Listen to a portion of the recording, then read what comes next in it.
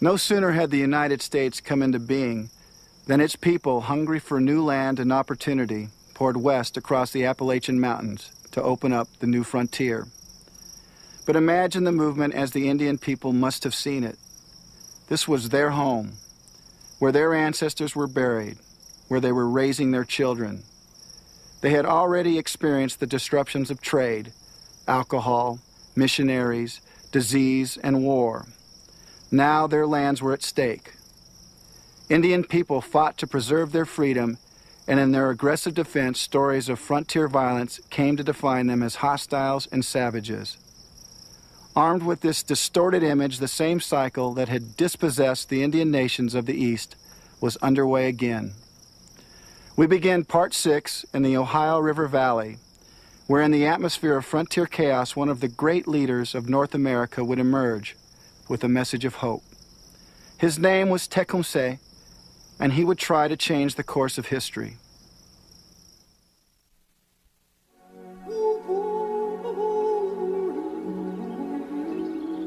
When we passed through the country between Pittsburgh and our nations, lately Shawnee and Lenape hunting grounds, where we could once see nothing but deer and buffalo, we found the country thickly inhabited and the people under arms. We were compelled to make a detour of 300 miles. We saw large numbers of white men in forts and fortifications around Salt Springs and buffalo grounds. Cornstalk, Shawnee. In the aftermath of the American Revolution, the lands of the powerful Haudenosaunee nations were shrunk to little more than reservation islands. The front lines of the invasion moved west to the nations of the Ohio Valley, the Lenape, Shawnee, Miami, and others. Settlers flooded west, many of them Revolutionary War veterans paid with land grants by the government left bankrupt from the war. Supported by the new United States, they came prepared to fight for the land. The people of our frontier carry on private expeditions against the Indians and kill them whenever they meet them. And I do not believe there is a jury in all Kentucky who would punish a man for it. John Hamtramck, Major, United States Army. Over the next 20 years, through a series of battles and dubious treaties, the new United States laid claim to Indian lands on the frontier. Vast tracts were ceded to white settlement, including the future sites of Detroit, Toledo, Peoria, and Chicago. My heart is a stone, heavy with sadness for my people, cold with the knowledge that no treaty will keep whites out of our lands, hard with the determination to resist as long as I live and breathe. Blue Jacket, Shawnee.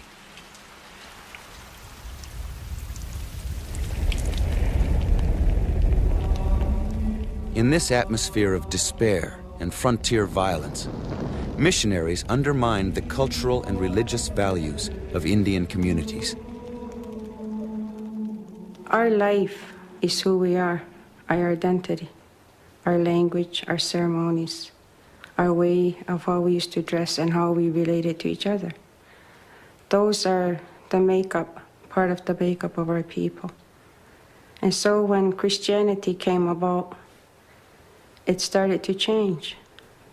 They were trying to make us become what we were not. You have got our country, but are not satisfied. You want to force your religion upon us. The Creator has made us all, but He has made a great difference between us. He has given us a different complexion and different customs. Since He has made so great a difference between us in other things, why may we not conclude that He has given us a different religion according to our understanding? We do not wish to destroy your religion or take it from you. We only want to enjoy our own. Red Jacket, Seneca. But the pressure on Indian people was unrelenting.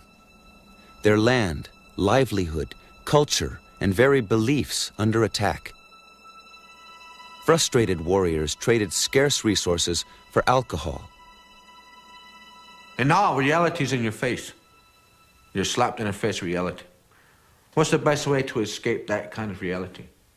During those times, our people began to take up the rum to numb their feelings, because that feeling, that hurt was so strong. The men revel in strong drink and are very quarrelsome. The families become frightened and move away for safety. Now the drunken men run yelling through the village and have weapons to injure those whom they meet. Now there are no doors in the houses, for they have all been kicked off.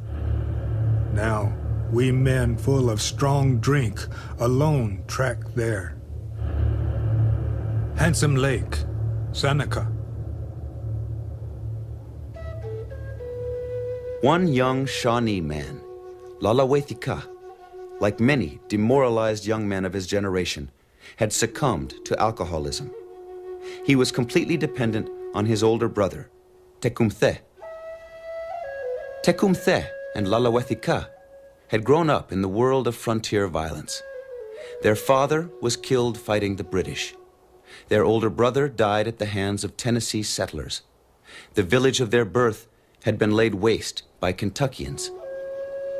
Now, in 1803, determined to maintain his traditions, Tecumseh led Lalawethika and the people of their village west into Indiana in an effort to put distance between themselves and white settlers. But in Indiana, Lalawethika's drinking worsened. He sank into a deep depression. But his life was about to turn around. One day, while in his home, Lalawethika fell to the floor. For a time, Tecumseh and others in the village believed he was dead. But he was not dead. Lalawethika had had a revelation, a divine message that responded to the unbearable conditions of his people. Suddenly and clearly, he saw a path for renewal. Abandon the ways of the white man and return to the old teachings. From that moment forward, Lalawethika would be known as Tenskwatawe, the Shawnee prophet. Tenskwatawe never drank again, and he urged his followers to shun alcohol and all other ideas and things that came from white men. Have you not heard at evenings, and sometimes in the dead of night, those mournful sounds that steal through the deep valleys and along the mountainsides? These are the wailings of those spirits whose bones have been turned up by the plow of the white man and left to the mercy of the rain and wind. Tenskwatawe, Shawnee. Tenskwatawe promised that if the people returned to their own ways, the whites would be pushed back and prosperity would return. Tecumseh embraced his brother's vision of cultural renewal, and together they spread the message to every Ohio Valley nation. Hundreds traveled to Indiana to hear them speak in person. Shawnee, Odawa, Wyandot, Kickapoo, and other families converged on a new settlement established by the prophet and Tecumseh near the intersection of the Wabash and Tippecanoe rivers, Prophetstown. Tenskwatawe preached to visitors in the council house every night, followed by dancing and singing. White frontiersmen claimed to be able to hear the drums all night long. But it would be Tecumseh who would challenge the course of history by transforming his brother's message into a political and military movement. Using Prophetstown as his base, Tecumseh would emerge the most powerful Indian leader of his time.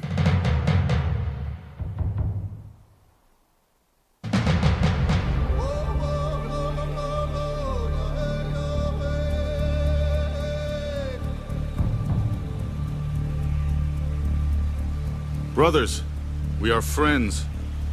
We must assist each other to bear our burdens. The blood of many of our fathers and brothers has run like water on the ground to satisfy the avarice of the white men. We ourselves are threatened with a great evil. Nothing will pacify them but the destruction of all the red men. Tecumseh, Shawnee.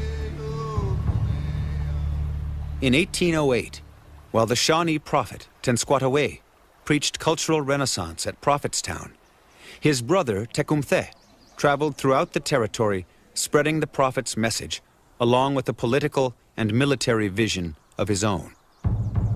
The whites have driven us from the sea to the lakes. We can go no farther.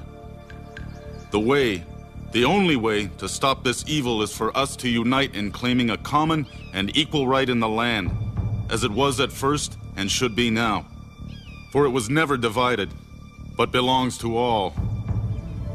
Unless every tribe unanimously combines to give a check to the ambition and avarice of the whites, they will soon conquer us apart and disunited, and we will be driven away from our native country and scattered as autumnal leaves before the wind. Tecumseh, Shawnee. Tecumseh electrified his audiences. At one gathering, a nervous white observer reported seeing young men shaking with emotion, 1,000 tomahawks brandished in the air. William Henry Harrison, governor of the Indiana Territory, recognized Tecumseh's personal power and charisma and saw the Shawnee leader as a singular threat. The implicit obedience and respect which the followers of Tecumseh pay to him is really astonishing, and more than any other circumstance, bespeaks him one of those uncommon geniuses which spring up occasionally to produce revolutions and overturn the established order of things. If it were not for the vicinity of the United States, he would perhaps be the founder of an empire that would rival in glory that of Mexico or Peru. Governor William Henry Harrison. Prophetstown's population swelled. But, despite Tecumseh's growing influence, he could not control the actions of all Indian leaders. In 1809, at one of many treaty conferences, Governor Harrison convinced leaders of the Miami, Lenape, and Potawatomi to sell 3 million acres of land in Indiana and Illinois. Tecumseh was outraged, considering those who signed the treaty guilty of treason. No tribe has the right to sell a country, even to each other, much less to strangers. Sell a country. Why not sell the air, the great sea, as well as the earth? Did not the Great Spirit make them all for the use of his children? Tecumseh went to Harrison and, in a volatile meeting, confronted the governor face to face. Brother, I look at the land and pity the women and children. I am authorized to say that they want to save that piece of land. We do not wish you to take it. It is small enough for our purposes. I want the present boundary line to continue. Should you cross it, I assure you it will be productive of bad consequences. But the settlements continued to expand, even onto the newly ceded lands. Tecumseh was convinced that only force would stop the American advance. To build a military resistance, he continued to travel tirelessly among the nations of the Great Lakes and Ohio Valley, while Harrison kept a nervous eye on his movements. No difficulties deter him. For 4 years, he has been in constant motion. You see him today on the Wabash, and in a short time you hear of him on the shores of Lake Erie or Michigan or the banks of the Mississippi. And wherever he goes, he makes an impression favorable to his purpose. In 1811, Tecumseh traveled south in an effort to bring the powerful Choctaw, Chickasaw, and Creek into the alliance. There, in village after village, he argued that Indian nations stood at the brink of disaster. Where today are the powerful tribes of our people? They have vanished before the avarice and oppression of the white man, as snow before the summer sun. Will we let ourselves be destroyed in our turn, without making an effort worthy of our race? Shall we, without a struggle, give up our homes, our lands, the graves of our dead, and everything that is dear and sacred to us? I know you will say with me, never. Never! But Tecumseh's passion and presence alone could not overcome a growing cultural rift. Many southern Indian leaders were encouraging their nations to emulate mainstream white society. Others saw military conflict with the U.S. as suicide. Although Tecumseh found passionate supporters everywhere, his hope that southern nations would join in a unified resistance was not to be. In January of 1812, Tecumseh returned to Indiana to find Prophetstown destroyed, its people dispersed. Governor Harrison had waited until Tecumseh, the military leader of the movement, had departed for the south before moving on Prophetstown. But Tenskwatawa, with a much smaller force, attacked the Americans before they reached the town, allowing the residents to evacuate.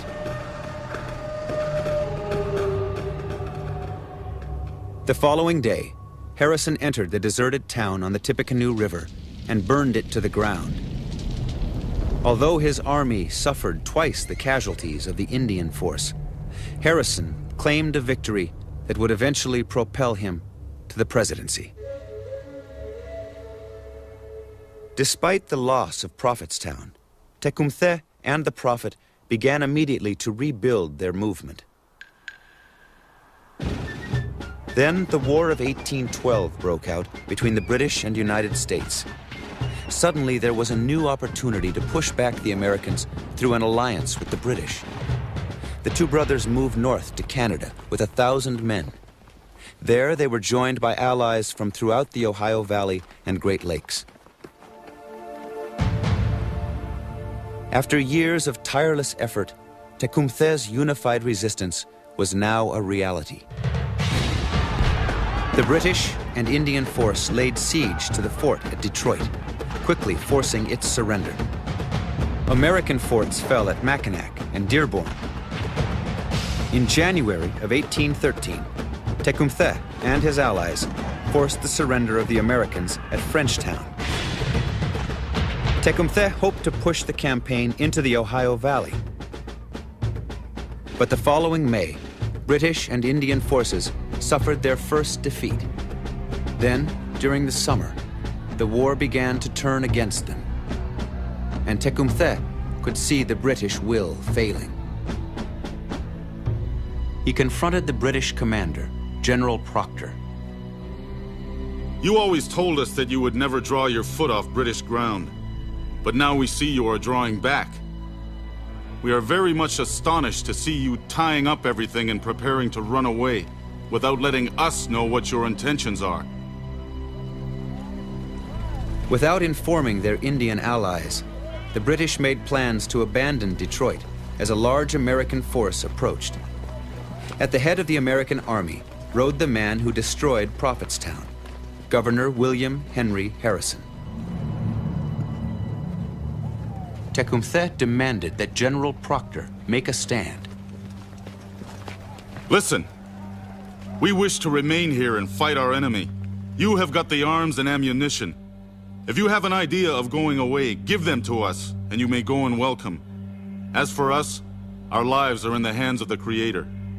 We are determined to defend our lands, and if it be His will, we wish to leave our bones upon them. Tecumseh, Shawnee. Faced with Harrison's 3,000-man army, Tecumseh was forced to fall back with the British, 80 miles. They halted their retreat along the Thames River. There, Tecumseh would make his stand. On October 5th, 1813, the Shawnee leader rallied his men as he inspected the lines from horseback. He urged General Proctor to do the same. Tell your men to be firm, and all will be well. Tecumseh dismounted and joined his troops at their position in a swampy thicket. The night before, he had had a premonition about the battle, and in it, he had foreseen his death. Tecumseh removed the scarlet British military jacket he always wore and dressed in traditional Shawnee clothes. He handed his sword to a trusted friend and instructed him to give it to his son when he grew up and to tell him what his father stood for. In mid-afternoon, Harrison's cavalry charged. The British lines immediately collapsed and ran, with the British general on horseback passing his own troops as they fled. Tecumseh did not run, and neither did his men. From a nearby hillside, the Shawnee prophet watched as the Americans charged his brother's position. Tecumseh received a gunshot wound to the chest and fell. 30 minutes later, the battle was over.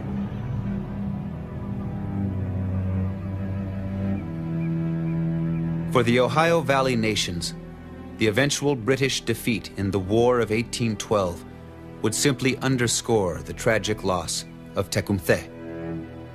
In the years before the war, he had traveled the Indian roads stretching in every direction from Prophetstown. In every village, his warning had been the same. The Americans will not stop until they have taken all our land. Tecumseh had seen the future.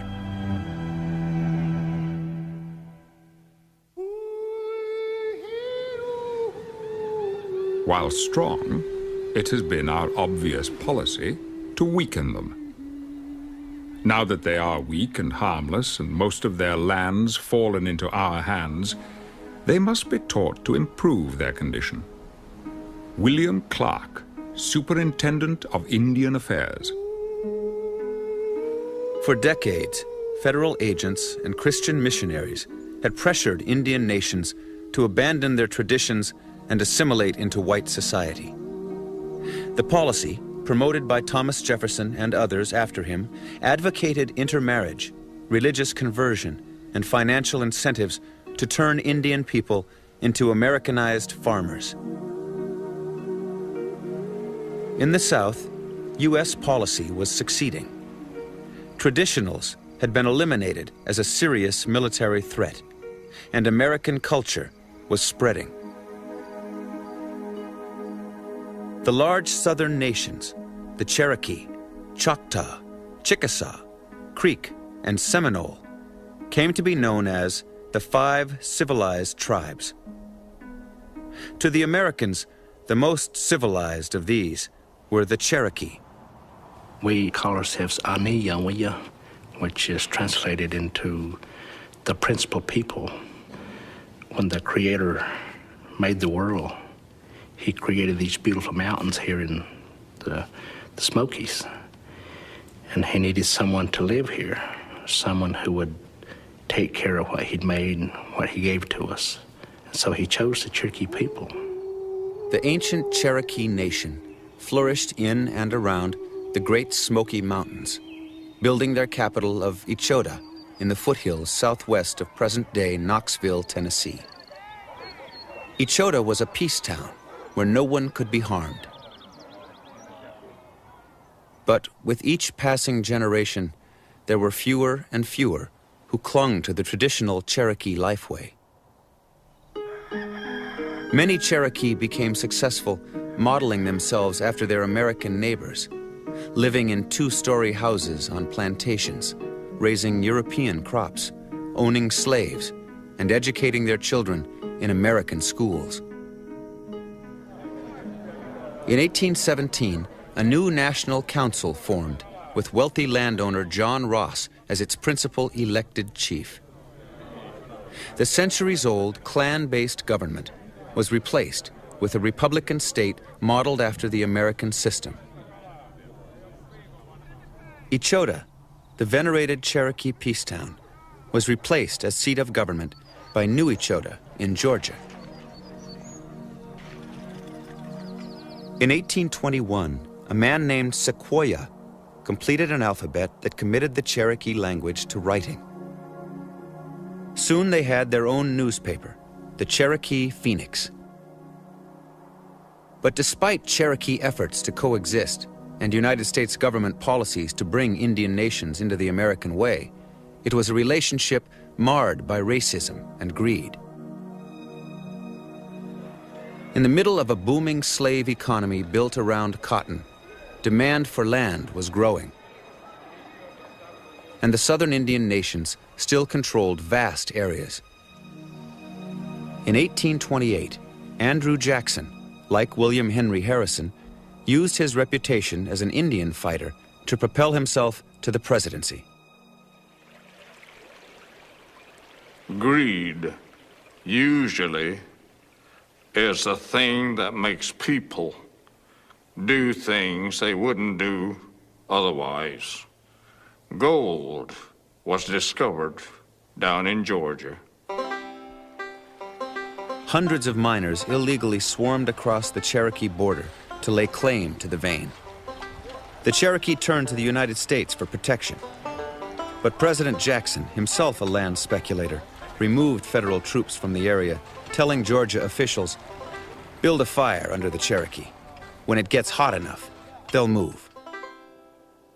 The greed of the white man grew, and the first thing that came into his mind was, we must obtain this land at any cost. And that idea of the removal started there. For the Indian people who believed their salvation lay in emulating American society, the most bitter betrayal came on May 28, 1830. Under Jackson's advocacy, the Indian Removal Act was passed. Nations east of the Mississippi were to give up their homelands forever and move to a special Indian territory in Oklahoma. The Americans said the land shall be yours forever. Now they say the land you live on is not yours. Go beyond the Mississippi. There is game. There you may remain while the grass grows and the water runs.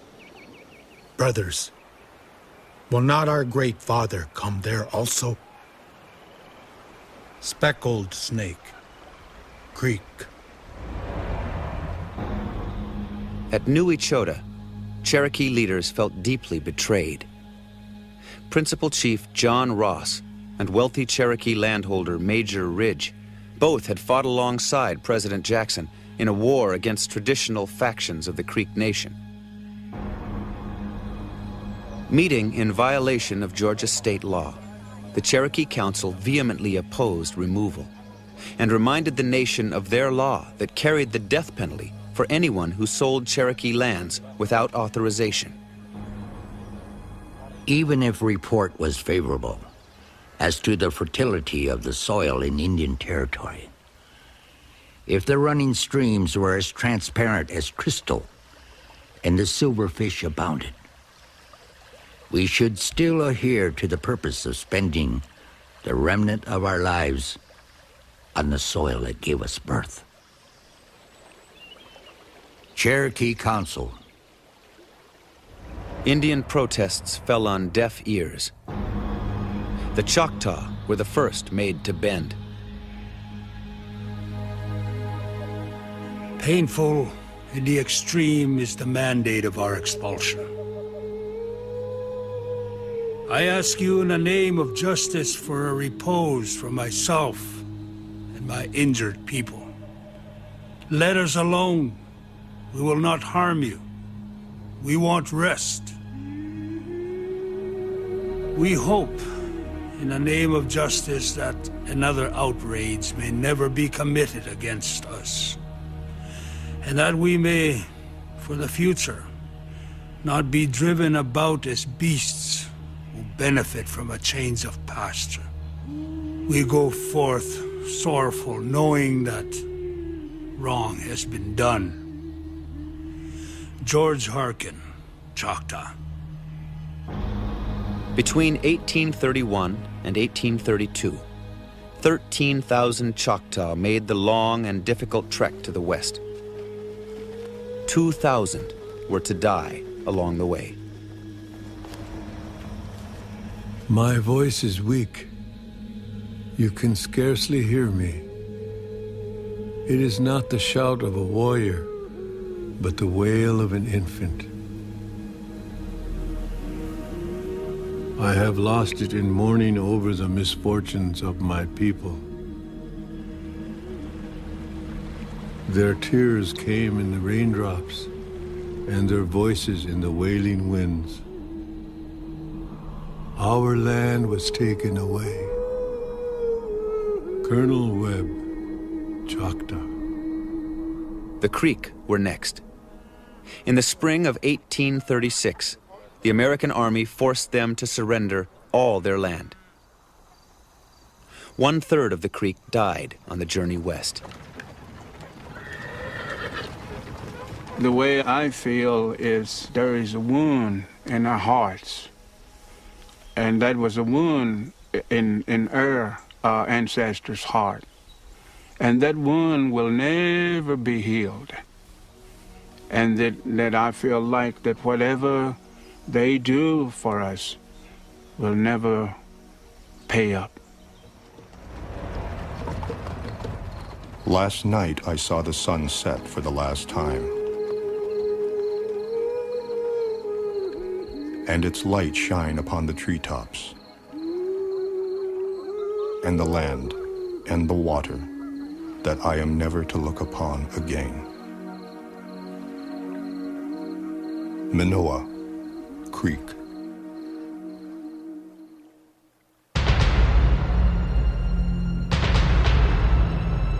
Every year, from 1830 to 1838, Cherokee Principal Chief John Ross visited Washington, attempting to forestall removal. We have been made to drink of the bitter cup of humiliation, treated like dogs, our lives, our liberties the sport of the white man, our country and the graves of our fathers torn from us in cruel succession until we find ourselves fugitives, vagrants, and strangers in our own country. John Ross, Cherokee. Ross wrote hundreds of letters. He met several times with President Jackson, with whom he had served in war. He petitioned Congress and brought 2 lawsuits before the U.S. Supreme Court. We are not ignorant of our condition. We are not insensible to our sufferings. We feel them. We groan under their pressure. And anticipation crowds our breasts with sorrow yet to come. John Ross, Cherokee.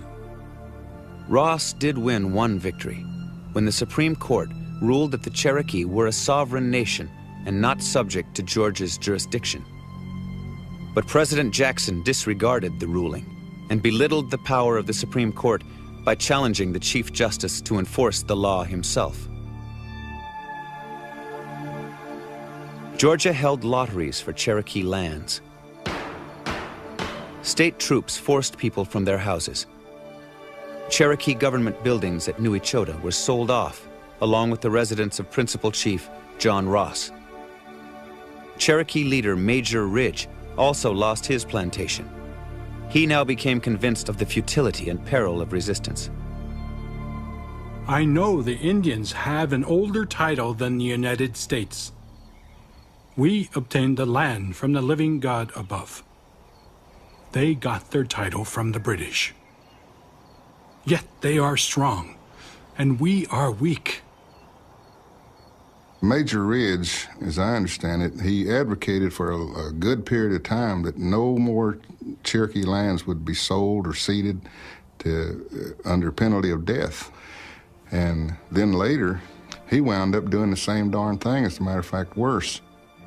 Ridge traveled to Washington without the authorization of the Cherokee Council. There he met with federal officials. Ridge privately negotiated a treaty ceding Cherokee lands for $5 million, new land in the Oklahoma Indian Territory, and removal assistance. We had been a country for 500 years before they were, and we were on an equal status. And every time we had a treaty from then on, we got a little less status and they got a little more land. Ridge returned home to convince the National Council to accept the treaty terms. I would willingly die to preserve the graves of our fathers. But any forcible effort to keep them will cost us our lands, our lives, and the lives of our children. There is but one path of safety, one road to future existence as a nation.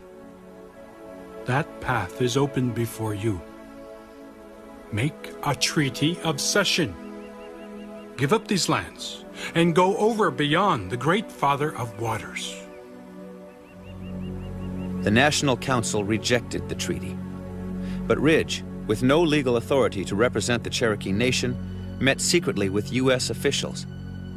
Defying the Council's death sentence for the selling of Cherokee lands, Ridge, his son, and others signed the removal treaty.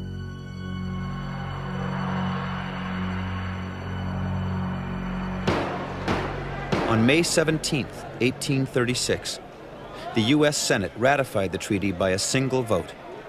The Cherokee Nation was given 2 years to move west. In that time, Ridge and 2,000 Cherokee emigrated to Oklahoma, while the vast majority of the nation ignored the illegal treaty and remained on their lands. In late spring of 1838, as the deadline for removal passed, General Winfield Scott arrived in Georgia with 7,000 soldiers. His orders were to remove the Cherokee by any means necessary. Think of this, my Cherokee brethren. I am an old warrior and have been present at many a scene of slaughter. But spare me, I beseech you, the horror of witnessing the destruction of the Cherokees. Do not even wait for the close approach of the troops. General Winfield Scott. Thousands of Cherokee were rounded up at bayonet point, unable to carry with them anything but the most necessary belongings, then held in stockades to await removal. My great-great-grandmother, when they came to take them away, they drove them out of the house, didn't even let the kids get their shoes or anything.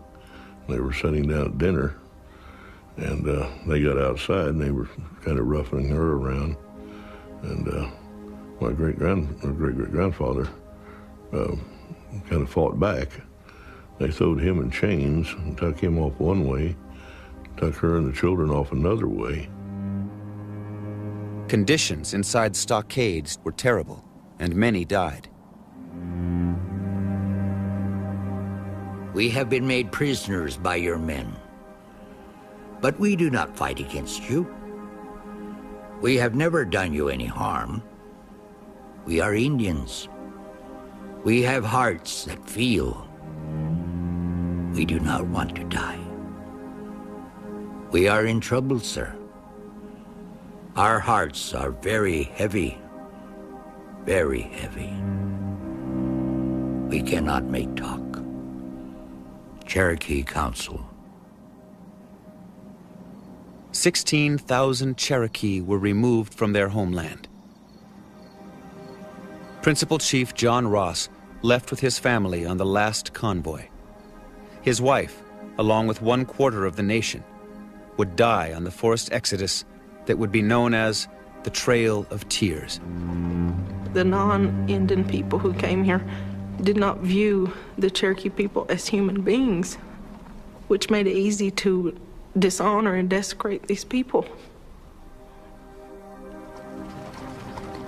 People sometimes say I look like I never smile. Most of the time, I keep thinking of the old nation and wonder how the big mountain now looks in springtime, and how the boys and young men used to swim in the big river. And then there comes before me the picture of the march. Maybe someday we will understand why the Cherokees had to suffer.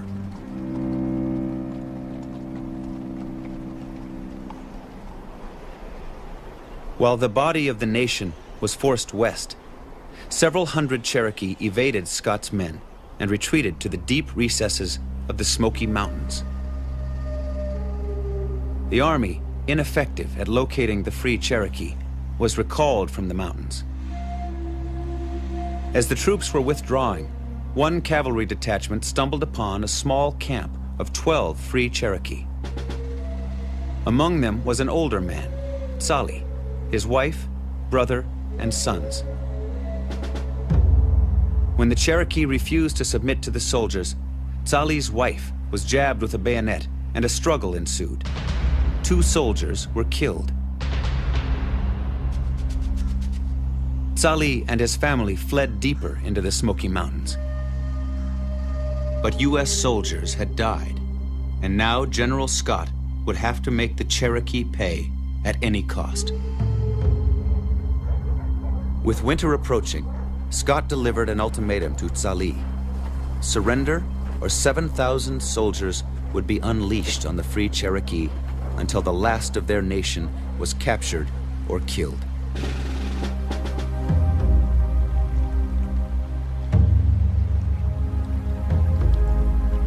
Tsali made a fateful decision. He offered to surrender if Scott would let the rest of the Cherokee resistance remain in their Smoky Mountain homeland. Scott agreed, and Tsali surrendered along with his family.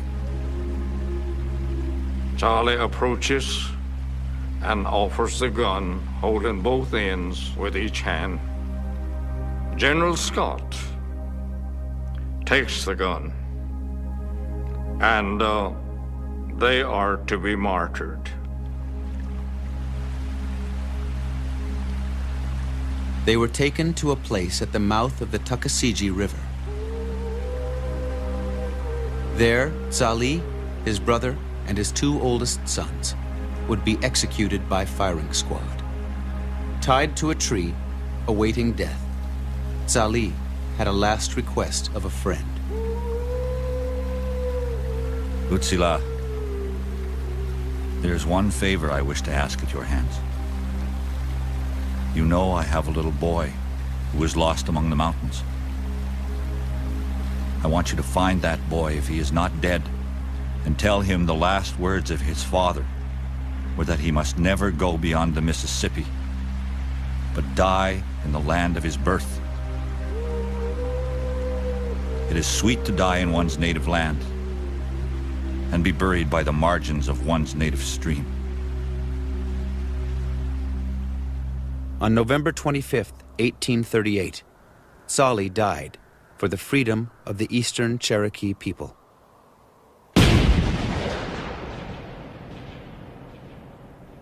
And when he died, he was a victor. He accomplished the thing which was uppermost in his mind, that his people might go free.